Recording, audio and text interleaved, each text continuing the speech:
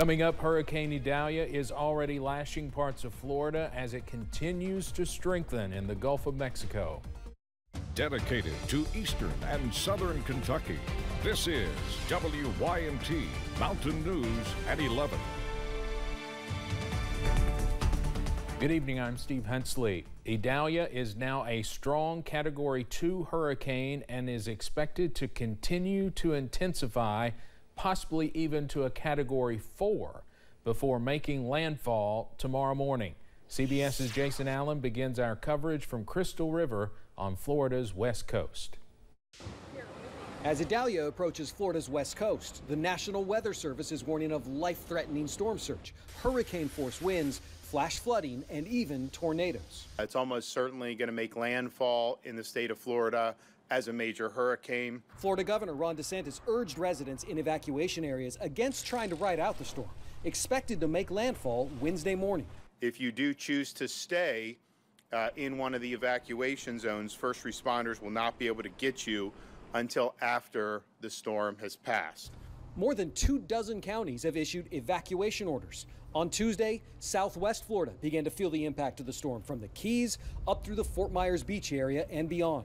Crews at the U.S. Coast Guard station in Clearwater prepared for search and rescue missions. As it tracks toward Florida, Idalia has been gaining strength, fueled by some of the hottest waters on Earth in the Gulf of Mexico, which scientists attribute to climate change. So if we get 8, 10, 12-foot surge, you're talking water's going to just flood all of these buildings. While barriers are being put up to protect hospitals from storm surge, patients are being moved out of some medical facilities. Another concern, emergency managers are bracing for large-scale power outages after the storm. Jason Allen, CBS News, Crystal River, Florida. If it stays on course, forecasters say Idalia will hit Georgia and possibly even South Carolina still as a hurricane. Well, crews are prepared to head out first thing Wednesday morning to help. Several Kentucky electric cooperatives are sending teams to help restore power after the storm hits. Grayson Passmore tells us how Kentucky crews will now actually be returning a favor to those in Florida. As Hurricane Idalia approaches Florida, the state's Gulf Coast is already getting hit, and this will just be the start. We've been through hurricanes before, so we know what kind of damage to expect. But you have to make sure that the crews that are available and the equipment they have is well suited to be able to respond to the areas that are going to be hit. For instance, if an area has a big storm surge and flooding, you have to make sure you have a vehicle that's able to handle that kind of terrain after the surge comes through. In some cases, crews might even be in boats. Joe Arnold says linemen and women from 8 different Kentucky Electric co-ops are loading their gear and heading south first thing Wednesday morning. They may need to replace broken poles or downed wires. Whatever they're tasked with, they'll be helping crews who just helped us a few months ago. Don't forget some of the same areas where our crews will be heading on Wednesday, Thursday, Friday, and Saturday of this week are co-ops who sent help to Kentucky during the windstorm in March and during the ice storm prior to that. Crews are leaving their families for days, heading into the unknown that this storm will bring. And they do it again. They do the hard work, but once they get that in their blood and being able to help people and being able to see the net results there of actually getting people's lives energized again, they cannot wait to get back on the road again. In Lexington, Grayson Passmore, WYMT Mountain News. Arnold says co-ops have to make sure work in their areas are taken care of first, and if needed, more crews will be sent to help throughout the week.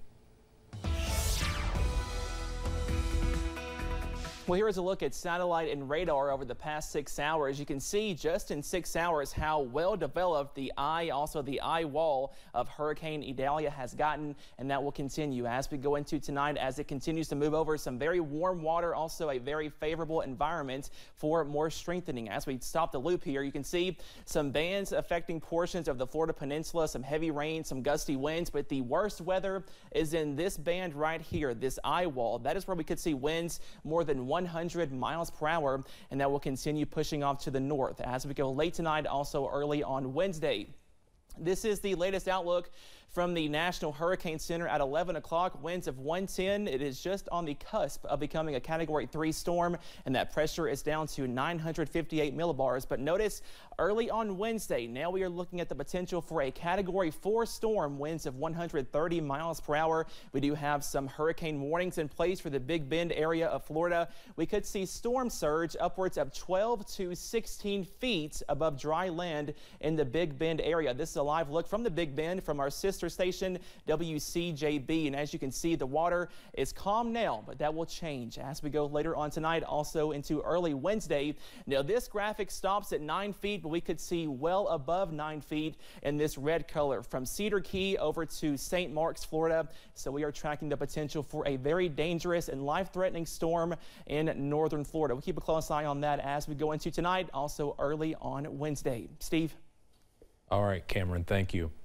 A portion of the Mountain Parkway in Wolfe County has reopened after a deadly crash earlier today. The Wolfe County coroner confirmed at least one person died in the crash. The name of that person has not been released. It happened near mile marker 49 near Campton. The road was shut down for several hours. A road repaving project in Pike County will shut down a section of US 23 and Coal Run for several weeks at certain times. The project begins next Tuesday, the day after Labor Day, with crews working overnight on the section of US 23 between Mossy Bottom and Stone Coal. Again, this is overnight. One lane of traffic will be closed 24/7 until the project is complete, and others will close weekdays from 7 p.m. until 6 a.m. when workers will be on site.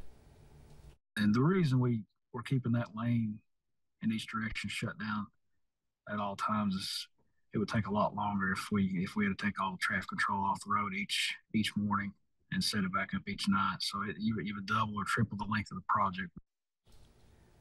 The project is expected to take 4 to 6 weeks. Officials urge caution when traveling on the road.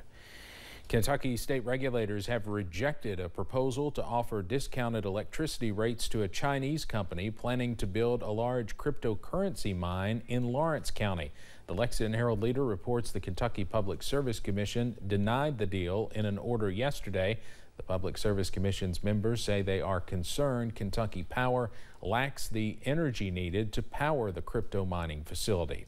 Now, Kentucky Power officials responded saying they are reviewing the order, and moving forward, officials say they will continue to work diligently in this area while providing safe and reliable power to their customers. You can read more about this on our website, WYMT.com. Good hearing and vision are two important qualities for kids to have in order to perform well in school. However, in a report by the CDC, it says vision and hearing disabilities are two of the most common conditions for kids younger than 18. And Roy G. Everso school nurse Brittany Imwajado says there are things parents can do to ensure their child gets the help they need.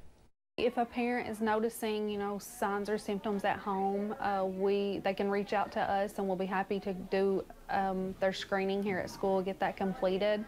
We can always send the paperwork home and let them know, how that went. And we always recommend that if they receive any kind of notice of a referral that they follow up, as quickly as possible, get appointments scheduled. Ingwanjado says school nurses can do both vision and hearing screenings at school. Another Kentucky community will soon have a safe haven baby box. Danville firefighters were thrilled when someone in town donated $16,000 for the box. Safe haven baby boxes are fairly new in the Commonwealth. There is one in Corbin, but Danville is going to be the first central Kentucky community to receive one. Danville's Fire Station number 2 will have the box ready in about a month. It's on the bypass, it's a quick access, it's kind of out of the way. There's not as much foot traffic out there, so it's more anonymous. Firefighters say the station is manned at all times, but says someone will retrieve the baby within 3 to 4 minutes. Louisville police officer Nicholas Wilt will be honored as Kentuckian of the Year. Officer Wilt is back home rehabbing after he was shot in the head during that mass shooting at Old National Bank in Louisville back in April.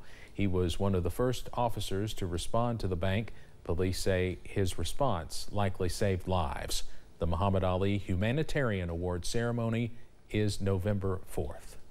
Coming up on Mountain News at 11, meet the candidates hoping to be the next circuit judge in one county. Plus, we are tracking cooler, drier weather for midweek before more heat by this weekend. Those details coming up after this break.